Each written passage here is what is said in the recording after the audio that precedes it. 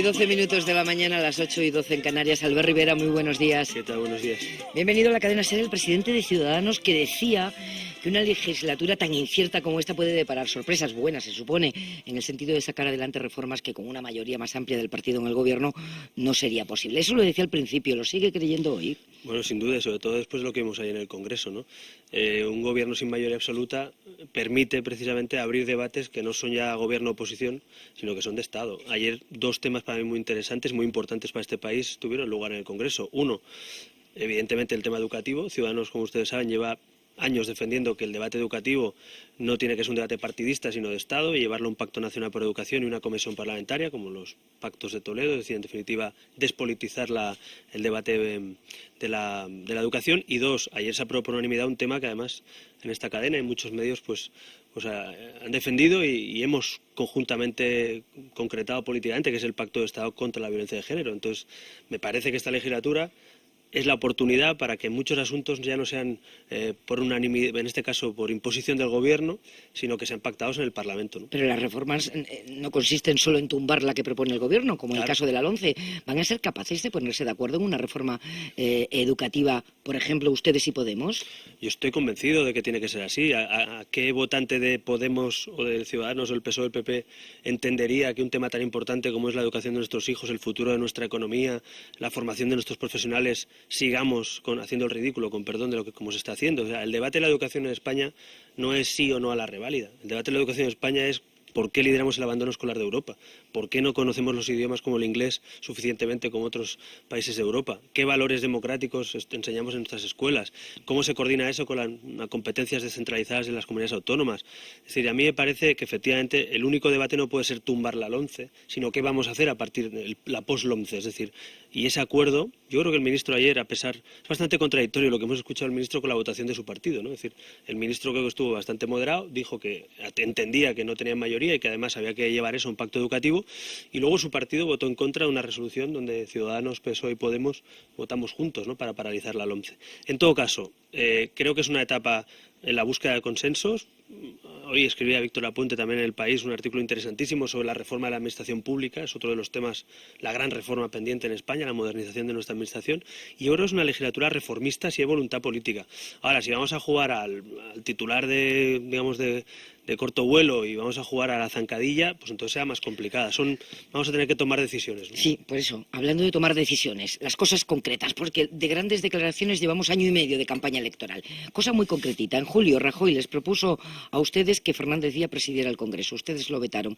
Y ahora van a permitir que sea presidente de la Comisión de Exteriores del Congreso. Sí, nosotros vamos a votar en blanco porque no creemos que sea la persona adecuada, pero efectivamente vamos a respetar el pacto entre todos los partidos políticos, porque claro, supongo que cuando uno hace un pacto con todos, una de dos, o los ponemos patas arriba y por tanto todas las comisiones parlamentarias se ponen patas arriba y volvemos a escoger todos los presidentes de comisión, o en todo caso, si es el PP que quiere apoyarlo, que lo hagan ellos, ¿no? Pero entonces, ¿para qué sirve la oposición? Porque lo mismo que acaba de decir usted ha dicho el portavoz del Partido Socialista. Sí. Allá el PP con sus decisiones. ¿Para qué sirve la oposición? Pues si el PP por ejemplo, pone para al investigar frente... al señor Fernández Díaz en una comisión de investigación, pero que si es el lo que PP vamos a hacer. pone a un exministro reprobado al frente de una comisión que tiene, entre otras funciones, la de recibir mandatarios extranjeros, viajar con frecuencia al extranjero en representación del Parlamento, donde está la soberanía nacional. Ustedes ahí, a cambio de las comisiones que les tocaron, dicen que pongan a quien quieran. No, lo que hemos hecho es investigarle. Es que ese señor Fernández Díaz tiene una comisión de investigación propuesta por Ciudadanos, propuesta por Podemos y propuesta por el PSOE. Y le vamos a investigar qué ha pasado en la policía española en los últimos meses o en los últimos años. Ahora bien, una cosa es investigarle y otra es que ya sepamos el resultado de la... Y si concluye la investigación en que efectivamente, como parece acreditar la grabación... Si hay responsabilidades políticas de politización o uso, ¿qué pasa con el presidente pues de la comisión? pediremos que dimita. Pero es que vamos a investigarle. Lo que no podemos es, antes de investigarle, tomar la decisión última de la investigación. Y nosotros queremos que esa persona, que no esté investigada judicialmente, es una investigación política, una comisión de investigación, nosotros hemos sido los que hemos impulsado esa comisión, con lo cual somos convencidos de que hay que pedir responsabilidades, si las hay, al ministro o a quien fuere, ¿no? Señor Rivera, pero antes de investigarle ustedes lo reprobaron. Sí, pero una cosa es una reprobación y otra es una investigación. Y una comisión de investigación, que no sé si los ciudadanos saben de qué va, investigar en sede política si hay responsabilidades políticas en lo que parece ser una politización de nuestra policía. En fin, esto no pasaba antes, yo quiero recordarlo. Digo, una cosa ha cambiado. Cuando el PP tenía mayoría absoluta y un ministro o quien fuere hacía lo que le daba la gana, pues no tenía ninguna investigación. Como cuesta que se entienda, ustedes, o sea, PSOE, Ciudadanos y PP, acordaron repartirse la presidencia de comisiones. No. Nosotros, Ciudadanos EP y Podemos. ¿Y Que Podemos también tiene comisiones y Convergencia. Sí, y el sí, PNV, acordaron repartirse y Esquerra Republicana. las comisiones como pasan al comienzo de cada Como legislatura. pasa en todos los parlamentos autonómicos nacionales para que haya presidentes de comisión. Y cada uno pone al frente de esa Propone comisión a su candidato. y ustedes lo respetan. Nosotros votamos en blanco, no nos gusta que sea Fernández Díaz, porque está investigado en ¿Y si no les gusta porque no proponen un candidato alternativo? Pues porque entonces tenemos que proponer 24 candidatos alternativos. No sé si lo entienden. Yo sé que es complicado para los que nos estén escuchando. Hay 24 o 25 comisiones y tenemos que poner patas arriba. Es un acuerdo donde todos los partidos, grupos parlamentarios, incluido Podemos, incluido Esquerra Republicana, incluido Convergencia, incluido PNV, nos hemos puesto de acuerdo para que tenga un normal funcionamiento del Parlamento. Si alguien propone que pongamos patas arriba de todo eso y, por tanto, que no haya ningún tipo de acuerdo y vayamos todos con nuestros nuevos candidatos a todas las comisiones, pues se puede hacer. ¿No se les ocurrió en el reparto que una persona reprobada por el Congreso no puede presidir una comisión del Congreso? Pues por eso nosotros incluirlo queremos... en el acuerdo aquel. Es que en el acuerdo no estaban las personas. Yo creo que esto es un tema muy técnico, muy concreto. Y, si sí, me permite... pero que la regeneración democrática sea que Fernández Díaz presida la Comisión de Exteriores... No, la regeneración democrática es que se le investigue al señor Fernández Díaz en minoría en un parlamento autonómico, en un parlamento nacional que tiene autonomía para funcionar. Pero bueno, podemos seguir con Fernández Díaz y dándole vueltas a lo mismo o investigarle, que yo creo que es lo que hay que hacer. Sí, investigarle desde luego, pero él no... me dice Fernando Garea, que conoce bien el funcionamiento del Congreso, que luego no se le puede revocar. Una vez que es presidente solo puede dimitir él. O sea que... Bueno, no, porque está en minoría. Podemos acordar los demás. Bueno, claro, no está en mayoría, sí. No tiene, está en minoría.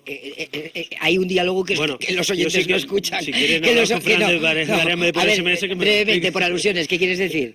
Yo creo que no existe la moción de censura para los presidentes de la comisión. Bueno, yo creo que las mesas de los parlamentos, lo deciden la mayoría del parlamento, en este caso de la comisión, y no tiene mayoría el Partido Popular. En el caso de la comisión, para que alguien deje de ser presidente de una comisión, bastaría con que su propio grupo parlamentario le sacara de esa comisión. Es decir, un escrito del Partido Popular a la comisión diciendo que ese diputado deja de estar adscrito a ese grupo de trabajo parlamentario. Y para eso está el control político. Cuando su propio, no los otros, me refiero... Sí. A lo que decía de que habría que revisar todas las presidencias. No porque esas presidencias, salvo que cada uno de los partidos quiera retirar el suyo, los otros partidos no pueden retirar al presidente de otro partido. Digo, para no enredar a los oyentes Fernando Garea, Esther Palomera, buenos días a los dos. Podríamos hablar 2 horas de esto, pero Fernando Garea, que es un buen cronista parlamentario, sabe que además hay un acuerdo con todos los grupos para repartir todas las presidencias, porque tienen que cuadrar todas las presidencias y las votaciones. Pero podemos hablar de esto técnicamente sobre cada uno. ¿Cuánto daño cree que le ha hecho esas grabaciones que hemos vuelto a escuchar hoy, que le hace, por ejemplo, a la resolución del conflicto con Cataluña, el que un ministro del Interior que tiene a su mando a la policía y a la violencia legal esté maniobrando en su despacho? Porque es de eso de lo que estamos hablando. Pues eso es lo que hay que investigar y eso es lo que con mayoría absoluta no se puede hacer. Yo creo que los ciudadanos tienen que saber que con un Parlamento que es autónomo y distinto a la mayoría del gobierno, o que el gobierno no tiene mayoría parlamentaria, se pueden investigar las cosas.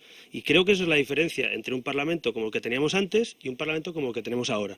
Y los votantes seguramente, muchos partidos que no, seguramente como los de Ciudadanos, que no creen que ese proceder o esa manera de actuar sea buena, dicen, oiga, vamos a investigar qué ha pasado en la Policía Española y en el Ministerio Interior. Porque a mí me preocupa que en este país se politice Hacienda, se politice la justicia, se politice la policía o la televisión pública. Porque son uno de los temas pendientes de este país, cómo separar los poderes y cómo hacer que los instrumentos policiales o judiciales no estén en manos de un partido político, sino de España, ¿no? Y ese es un debate que nosotros siempre hemos defendido y por eso votamos a favor y propusimos esa comisión y por eso creo que en otros campos, como el de la justicia, por ejemplo, también hay que hacerlo. Déjeme que le diga que hay cosas buenas también que pasan en el Parlamento. El otro día mi grupo se reunió con todas las asociaciones de jueces y fiscales y había unanimidad en la reforma del Poder Judicial, unanimidad, y eso no es fácil encontrarlo entre asociaciones de jueces y magistrados y fiscales, porque quieren tener más independencia del poder político, porque quieren más recursos económicos, porque quieren que la justicia se despolitice. Pues esa reforma es una de las que tenemos pendientes, precisamente, con el Poder Judicial, con el ministro Catalá también estamos hablando, para que se ponga en marcha esa reforma. Bueno, pues fíjese, reforma del Poder Judicial, pacto educativo, comisiones de investigación cuando alguien no lo hace bien. Esta es la nueva etapa política. El cambio no ha llegado al gobierno, somos conscientes. El cambio ha llegado al Parlamento y algún día llegará al gobierno y de momento ha llegado al Parlamento. Por concluir, de momento en el Parlamento donde ha llegado el cambio va a seguir presidiendo esa comisión Jorge Fernández Díaz, porque no se plantean votar a Agustín Duy, ¿verdad?, de candidato de Unidos Podemos. Pues no nos ha planteado tampoco Unidos Podemos ninguna modificación en el resto del pacto, pero en todo caso, en ese mismo Parlamento se va a investigar al señor Fernández Díaz, cosa que antes no pasaba. Le voy a pedir a Rajoy que impulse las reformas que necesitan los catalanes, ha dicho Albert Rivera. ¿A qué reformas se refiere? Pues mire, yo creo que en Cataluña debemos dejar el debate identitario y de sentimientos, porque ni se legisla ni se llegan a acuerdos seguramente sobre los sentimientos. Hay catalanes que se sienten más o menos españoles, otros que quieren salir de España, otros que ni una cosa ni la contraria, y creo que hay que hablar de temas tangibles. La reforma de la Ley de Financiación Autonómica es una de nuestras exigencias, en esas 150 exigencias que le hemos pedido al Partido Popular. ¿Por qué? Porque hay una necesidad de financiar servicios públicos en las autonomías, insuficiente hoy con el sistema de financiación autonómico que tenemos. No solo en Cataluña, seguramente también este debate se ha abierto en Madrid, en Valencia, en Baleares y en otras comunidades. Hace 2 años, por cierto, que había que renovar esa ley. ¿Qué hemos conseguido? Que el Partido Popular incluya en la hoja de ruta, en el primer mes de legislatura, el debate de la financiación autonómica. Por ejemplo, la conferencia de presidentes que ha convocado el señor Rajoy, una de las exigencias era esa, que se convocara y que además hubiera un debate sobre la financiación autonómica. Segundo, infraestructuras. En Cataluña, igual que pasa en otras comunidades autónomas, hay infraestructuras urgentes y necesarias, pues desde el corredor mediterráneo, que es fundamental para la industria y las mercancías y la exportación de Cataluña, de Valencia, Murcia, hasta la Sagrera en Barcelona o la conexión con el puerto de Barcelona. Y esos temas son legítimos llevarlos a un debate político. ¿Qué ha pasado? Que el Gobierno, a mi juicio, ha obviado, con todo el tema independentista, ha obviado que hay debates que no son identitarios, son tangibles, son económicos, son de servicios públicos. Yo quiero que en el debate Cataluña, la Generalitat, yo también me sumo a pedirle al señor Puigdemont que en vez de ausentarse de su puesto de trabajo el día de la conferencia de presidentes vaya a trabajar y vaya a la conferencia a representar a todos los catalanes. Me parece que un Estado descentralizado es eso, es precisamente la relación y la coordinación entre comunidades autónomas y Estado, y creo que ese sería el camino para reconducir de alguna manera un debate que por la vía de la identidad nunca vamos a resolver. Peces Barba pronunció durante los debates constituyentes esta frase: España es una nación de naciones. Finales de los años 70 en España. ¿Está usted de acuerdo o estaría de acuerdo con que Cataluña fuera una nación dentro del Estado español siempre que la seguridad social, la política exterior, la defensa y determinadas políticas siguieran en manos de la Administración central? Pues mire, esa es justo la vía que creo que nunca nos ponemos de acuerdo. Si el debate va a ser si es una nación de naciones o comunidades autónomas, como dice la Constitución, pues nunca nos ponemos de acuerdo. Yo creo que no, que somos un Estado con 17 comunidades autónomas y una nación de Europa, y Europa es nuestro marco, digamos, político de futuro. Pero no nos ponemos de acuerdo seguramente en el debate nacional o en el debate identitario, pero la pregunta es, para los que piensan que Cataluña es una nación y los que pensamos que es una comunidad autónoma, hay un problema común, que es la financiación de los servicios públicos o las infraestructuras para Cataluña. ¿Por qué no ponemos encima de la mesa lo que nos une o lo que nos preocupa conjuntamente a los catalanes en vez de buscar los puntos que nos dividen? Esa es nuestra propuesta, y creo que ese es el camino de la moderación y del encuentro y del diálogo en ese campo. Si vamos a hablar de independencia o de naciones o de si España no es una nación o es un invento, evidentemente ahí no nos pondremos de acuerdo. Algunos pensamos pues que como otros países somos una nación europea, ¿no? Pero yo intento buscar el punto común, es decir, no voy a intentar buscar las diferencias con los independentistas porque las tengo. Ahora, oye, Suárez y Tarradellas también se reunieron en su día. No era independentista, ¿eh? No, si estoy diciendo que ese camino es un camino que siempre va a encontrar la diferencia, no la unión. En la unión, ¿dónde vamos a encontrarla? En los temas que nos unen. Seguramente en la cola del paro en Cataluña, pues no hay una cola para independentistas y otra para no independentistas, es la misma. Y en la cola de la sanidad o la financiación de los servicios de sanidad, el problema en Cataluña, la renta per cápita en sanidad, que es de las más bajas de España, seguramente no hay una diferencia entre independentistas o no independentistas. Pero los seres humanos no son solo una calculadora, ¿verdad? Tienen también sentimiento de pertenencia, tienen también sentimientos en general. Yo también los tengo, no solo los independentistas. Yo me siento catalán y español, pero no por eso me creo superior a nadie. ¿Hay alguna manera, intuye alguna manera en la que esa diferencia que acaba de explicar encuentre una solución en el corto plazo? Yo creo que, insisto, si la vía es buscar la diferencia y buscar un referéndum separatista, esto es como un agujero que vamos a seguir cavando y nunca saldremos de él. Ahora, ¿y si la vía es reconocer que España es una nación de naciones y dentro de ella Cataluña es una nación? Eso ya fue el debate estatutario y ya sabemos cómo acabó. Con un 47% de participación ciudadana, con un fracaso en los tribunales del Constitucional, que recurrió a alguno de esos puntos y lo tumbó. Y por ese camino no hay mucho que hacer. Es decir, que cada uno se sienta como quiera, hable la lengua que quiera, se sienta más o menos catalán. Pero la pregunta es, ¿cuáles son los puntos reales que los catalanes quieren que cambie? Y ahí es donde Puigdemont y el gobierno de la Generalitat no puede estar ausente. Es decir, no nos pondremos de acuerdo en ese camino identitario, pero seguramente el presidente, porque yo soy catalán y vivo además en Cataluña, yo quiero que mi presidente esté en la conferencia de presidentes, porque tiene que debatir de los asuntos que afectan a los catalanes también, ¿no? ¿Ha visto ya el proyecto de presupuestos del gobierno? Bueno, no he visto el proyecto, pero nuestros economistas ya están hablando con el Ministerio de Economía, con el Ministerio de Hacienda, y estamos empezando a ver el draft, o sea, el borrador de lo que se tendría que enviar a Europa y el techo de gasto, que es el principal debate en estos momentos. ¿Y le gusta? Bueno, si acaban incluyendo lo que le estamos pidiendo, me gustará mucho, sí. Claro, si no lo incluyen, no. Es decir, Ciudadanos, a cambio de la investidura y de que se pusiera en marcha España, pidió una serie de políticas sociales y políticas económicas distintas, de un giro en las políticas para la clase media y trabajadora, y algunas de ellas las estamos peleando. Estamos hablando desde un cambio en la política de derechos para padres y madres cuando tienen hijos, la maternidad, hasta un complemento salarial para la gente que menos tiene y más dificultades tiene, y los jóvenes especialmente. Estamos hablando de una reforma también en el campo educativo que pueda ayudar en la educación pública al acceso a los libros de texto, de temas muy tangibles que afectan al bolsillo y a la vida diaria de muchos españoles. A ver si lo conseguimos. ¿Debe haber recortes en ese presupuesto en una España que está creciendo al 3%? No, de hecho esa es una de nuestras líneas rojas. Es decir, ¿Y de dónde sacamos los 5.500 millones de ajuste que pide Bruselas? Pues de lo que el Gobierno ya ha cuadrado en ese debate de investidura. El propio señor Montoro y Rajoy han dicho que en el impuesto de sociedades hay una reforma pendiente que además tiene que abordar, que creo que además Bruselas también cree que es la vía.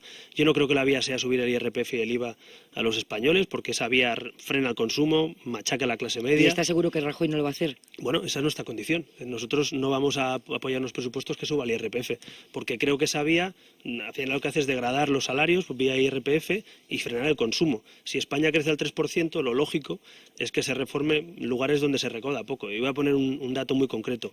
En sociedades, el impuesto de sociedades estaba recaudando 40.000 millones en 2007. 40.000 millones. Hoy está recaudando 15.000 con un país que crece al 3%. Bueno, pues algo hizo mal el Gobierno en esa reforma cuando se ha creado una serie de privilegios para unas pocas empresas y el resto de empresas pagan todas el 25%. ¿Que les va a subir los impuestos al 100%? No, al revés. Nosotros lo que queremos es que las Porque empresas... hay una diferencia brutal. No, déjeme que le explique. El tipo impositivo no va a ser el mismo, eso es una propuesta de Montoro, además, y de Rajoy. El 25%, pero hay empresas que, gracias a esas exenciones y beneficios fiscales, no tributan prácticamente en España. ¿Qué quiere Ciudadanos? Que todas las empresas paguen lo mismo, ni más ni menos. Hay muchos empresarios que nos estarán escuchando que pagan el 25% cada año y les cuesta sangre, sudor y lágrimas, ¿no? Y otros, en cambio, pues se acogen a una serie de beneficios fiscales y no pagan prácticamente. Bueno, pues simplemente con eso ya podríamos cubrir el agujero, digamos, que dejó el PP en las últimas cuentas, y yo creo que es momento de devolverle a la clase media el esfuerzo que ha hecho. Es decir, no podemos decirle a los ciudadanos españoles que cuando este país crece al 3% y este país parece que vuelve a sacar un poco, levantar la cabeza, le vamos a volver a machacar, ¿no? Porque yo creo que ese sería un mensaje letal. Una cosa muy concreta. Usted se ha volcado, lo hemos contado muchas veces aquí y lo hemos hablado en entrevistas, en defender una nueva ley de autónomos, ¿no? Que son 1,5 millones de autónomos en España. Sí, 3,5 millones. Para los 17 millones que trabajan por cuenta ajena que tiene Ciudadanos, por ejemplo, ¿habría que subir el salario mínimo interprofesional para que sirva de referencia? Bueno, en el acuerdo tanto con el PSOE como el PP sí que está previsto una actualización del salario mínimo, pero la gran reforma pendiente no es el salario mínimo, sino que la gente cobre mucho más que el salario mínimo. Es decir, el modelo laboral español nos están tirando las orejas por todos lados. Bruselas y las sentencias son muy claras. El famoso contrato único de ciudadanos, que tanto criticaron algunos, parece que ahora es la solución. ¿Por qué? Porque hay que igualar los derechos de los trabajadores. No queremos trabajadores con el mismo puesto de trabajo en la misma empresa, con derechos de primera y de segunda. Esa es la sentencia de Europa, básicamente. ¿Qué va a proponer Ciudadanos? Pues un diálogo social con los sindicatos y patronal y partidos políticos. Creo además que el Gobierno se va a reunir en breve con ellos, y nosotros le estamos pidiendo al Gobierno que no vuelva a parchear el sistema laboral, sino que lo reforme de arriba abajo y vayamos a un modelo europeo con lo que dicen las sentencias. Resumen, lo que queremos es que la precariedad se reduzca. Somos el país con más precariedad laboral junto con Polonia de Europa, que no sea un 93% de contratos temporales. Es mentira que España tenga un 93% de contratos temporales. Mentira básicamente porque es imposible que todos sean temporales. Hay gente que está encadenando un contrato tras otro sin ningún futuro. ¿Qué proponemos? Una causalidad para contrato temporal, es decir, si alguien trabaja una semana o 15 días en un trabajo o un mes, pues se pueda justificar la temporalidad, pero el resto de contratos tendrían que ser indefinidos y luego tú indemnizar si despides o no en función de si es procedente o improcedente. Eso ha lastrado el futuro de muchos jóvenes españoles, de mucha gente mayor de 45 años también, y creo que esa es la gran reforma laboral pendiente. No ir a balancear, como ha hecho el Gobierno, en pro de las empresas o el Gobierno anterior en pro de los sindicatos, sino el debate de verdad es cómo tenemos un modelo laboral que acabe con la precariedad. Son las 9:32 de la mañana, 8:32 en Canarias. Usted ha defendido, lo ha hecho aquí, ¿no?, esa comisión de investigación sobre la financiación del PP. La ha defendido y la ha puesto con otros en marcha. ¿Qué ocurriría si esa comisión concluye que el PP se financió ilegalmente con Rajoy al frente del partido? ¿Debería dimitir el presidente del gobierno? Bueno, pues ponerse la venda antes de la herida o ciencia ficción no lo vamos a hacer, pero la comisión se va a poner en marcha y en la comisión tendremos que ver quién o quiénes son los responsables si es que existe esa financiación ilegal y sobre todo políticamente, ¿no? Porque hay quien dice que lo que está en sede judicial no se puede investigar políticamente. Yo discrepo. Es decir, en sede judicial se dirimen las responsabilidades judiciales. Si hay cárcel, si no hay cárcel, si hay inhabilitación, pero en sede política uno investiga si alguien conocía, sabía o tomó decisiones políticas en eso. Es decir, la clave es quiénes son las personas que están detrás o pueden haber avalado. Bueno, sabe usted que el sumario del caso Bárcenas recoge decenas de pruebas de financiación irregular del Partido Popular durante muchos años, incluidos los de Mariano Rajoy. Sí, pero lo que no sabemos es si Mariano Rajoy lo sabía o no lo sabía, si dio instrucciones o no las dio, quién estaba al corriente, quiénes dentro de ese partido lo hicieron, cómo fue el sistema, quién lo montó, quién lo organizó o quién no lo desmontó. Pero si se demuestra que sí, ¿usted cree que debería dimitir? Las personas que sean responsables sí, pero es que no sabemos quiénes sean los responsables. O sea, antes de la investigación política, saber quiénes son las personas directamente afectadas, pues es imposible, ¿no? Ahora, creo que también es otra novedad que en sede parlamentaria, y fue una de estas exigencias, se puede investigar la presunta financiación ilegal del partido que gobierna. Y eso con una mayoría absoluta pues era impensable. De hecho, Rajoy tumbó 160 comparecencias la legislatura pasada pedidas por los grupos de la oposición y ahora va a tener que pasar el Partido Popular por esa comisión que ha firmado el señor Rafael Hernando, de puño y letra, en nombre de su grupo parlamentario, con lo cual esa es una de las medidas a cambio de esa investidura. El PP ha aceptado y aceptó, y creo que se tendrá que poner en marcha y tendremos que investigar si realmente ha habido financiación ilegal y sobre todo quién la ordenó, quién la conocía. ¿Y por qué han rechazado entonces ustedes, los de Ciudadanos, la comparecencia de Aznar? Porque fue presidente del partido mucho tiempo, de la parte investigada también. Pues porque al señor Aznar, los señores de Podemos, que no conocen mucho el reglamento seguramente, y en contra del informe jurídico de la Cámara, lo han pedido como experto de una comisión de estudio para hablar de unas declaraciones, por cierto, de un imputado en sede judicial. Nosotros queremos investigar la financiación ilegal del Partido Popular, no llevar una comisión de estudio como experto a un expresidente o un exministro. Entonces eso, el informe de la Cámara pues es bastante claro en eso, y nosotros creemos que efectivamente ese no es el cauce es una comisión de investigación, y si hay realmente pruebas o indicios de que algunas personas pueden estar al corriente, pues se les llamará a comparecer. ¿Trump es un peligro? Si aplica la mitad de lo que ha dicho, sí. Es decir, yo creo que la gran esperanza que tenemos los que no confiamos ni queremos mucho en la política de Trump es que no sea capaz de aplicar, o que el Congreso y el Senado no le permita hacer todo lo que ha dicho. Hay una ventaja. Algunos están criticando la política de primarias europeas, yo creo que para intentar justificar las no primarias de algunos partidos en España, ¿no? Yo discrepo. Yo creo que las primarias norteamericanas lo que permiten es que Trump tenga incluso oposición o pueda tener oposición dentro de su partido. Es decir, los congresistas o los senadores republicanos pueden ser los que incluso modifiquen o moderen las políticas que Trump ha anunciado en campaña. Y eso a mí sinceramente, la política americana es una política de contrastes, y a mí además me gusta seguirla y me apasiona. Pero es verdad que la separación de poderes existe. Y hoy hay congresistas republicanos que seguramente pueden poner en cuestión decisiones de Trump. Habrá que ver el Partido Republicano qué fuerza tiene frente a Trump y cuánta fuerza tiene el presidente electo, ¿no? ¿Cree que en España, por ejemplo, para combatir el populismo ha sido una buena medida el darle el gobierno a un partido, investigado por corrupción, por financiación ilegal? No, desde luego los españoles han decidido en las urnas y han dado la victoria otra vez al PP con más escaños. Y yo, desde luego, lógicamente respeto, pero no comparto esa visión. Pero es verdad que el Partido Popular ha sacado más votos y más escaños en esas segundas elecciones, y es verdad que no había una alternativa planteada que pudiera dar un gobierno. Otra cosa es que podamos votar leyes juntos o podamos tumbar una propuesta al gobierno o investigar, como hemos dicho, ¿no?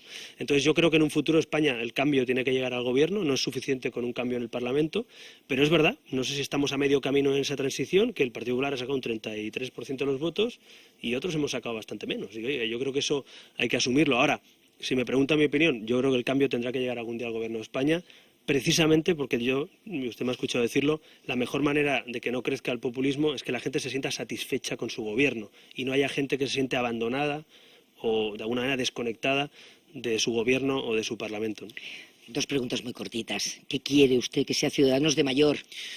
Bueno, pues ese es un debate que tenemos que tener en el Congreso del partido ahora en febrero, y creo que tenemos la oportunidad, con tranquilidad, sin elecciones de por medio, con carrera por delante, de una segunda fase de Ciudadanos. Una primera fase ha sido todo muy rápido, hemos crecido en un año y medio, parece que llevamos 30 años aquí, pero hace un año realmente que nos presentamos a nivel nacional y hemos sacado pues, seguramente muy buenos resultados, pero ahora tenemos que saber cómo ser un partido para mayorías. Es decir, Ciudadanos es un partido hoy de una minoría creciente, de 3,5 millones de votantes a la primera, sin coaliciones, sin sumas, sin confluencias, que tiene mérito, pero la pregunta es cómo somos un partido para la mayoría de españoles. Y ese es el debate que tenemos que tener para ensanchar el centro político en España y ser un proyecto para la mayoría de españoles, ¿no? ¿Teme que Carolina Punset le dispute el liderazgo?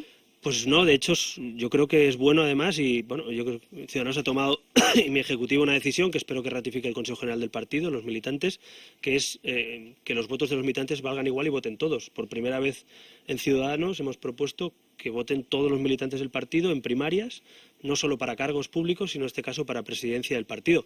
Así que, bueno, ojalá haya competición, ojalá haya gente que se presente a esas primarias. Yo ya avancé que me presentaría, pero creo que hemos sido nosotros los primeros interesados en que haya un debate abierto, ¿no? Mire lo que escribe un antiguo socio suyo en Twitter, Pedro Sánchez. Al PP hay que exigirle la dimisión de Fernández Díaz. Ni puede ni debe presidir la Comisión de Exteriores, quien ha sido reprobado. Bueno, pues es una lástima que no esté en el Congreso Pedro Sánchez para opinar dentro del grupo socialista, pero es que claro, desde fuera, pues seguro que desde el Twitter uno opina lo que cree conveniente. El tema es qué plantearía Pedro Sánchez para el resto de comisiones que preside su grupo, si las pierden o las mantienen, ¿no?